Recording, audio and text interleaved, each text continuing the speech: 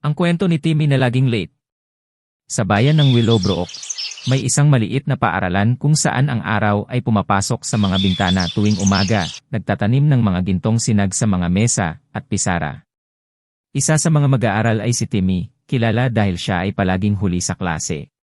Araw-araw, dumadaan si Timmy sa pinto kapag naipapalabas na ng kampana ang kanyang huling tunog.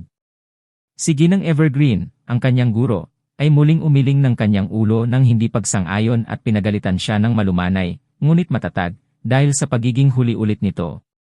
"Timmy, huli ka na naman," sabi ni Ginang Evergreen na may isang buntong hininga. "Palagi mo na lang ito ginagawa." Magbibigay pa umanhin si Timmy ng may hiya, at nangangako na magiging mas mahusay siya bukas, ngunit patuloy pa rin ang kanyang pagiging huli sa klase.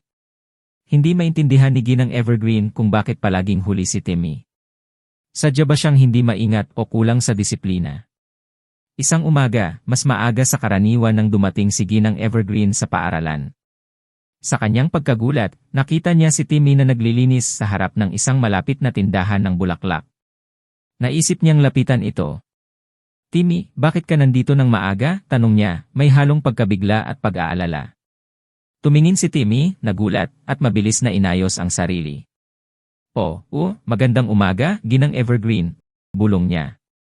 "Tumutulong lang ako bago pumasok sa paaralan." Itinaas ni Ginang Evergreen ang isang kilay, na darama na may higit pa sa kwento. "Tumutulong? Pero bakit?" Nag-atubiling sumagot si Timmy, ngunit nagdesisyon na ibahagi sa kanyang guro ang kanyang kwento. "Ang mama ko, hindi maganda ang pakiramdam niya ngayon," paliwanag niya. "Kulang kami sa pera para sa kanyang gamot, kaya sinusubukan kong kumita ng kaunting pera bago pumasok." Naging malambot ang puso ni Ginang Evergreen habang pinakikinggan ang paliwanag ni Timmy. Bigla na lamang naging malinaw sa kanya kung bakit palaging huli si Timmy. Napagtanto niya na mali ang kanyang paghuhusga sa kanya buong panahon. "Timmy, wala akong kaalam-alam," sabi ni Ginang Evergreen, ang tono niya ngayon ay mahinahon. "Isa kang mabuting anak sa iyong ina." Tumingin si Timmy sa ibaba, ang kanyang pisngi ay namumula sa hiya.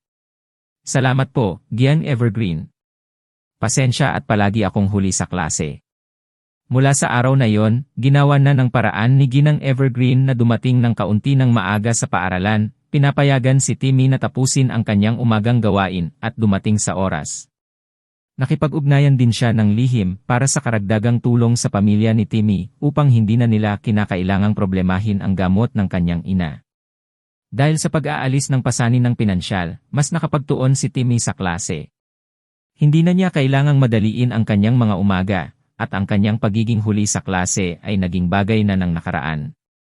Natutuwa si Ginang Evergreen habang pinanonood si Timmy na umunlad sa pag-aaral at sa personal niya na buhay. Nagpapasalamat siya sa aral na itinuro niya sa kanya tungkol sa pakikiramay at pag-unawa.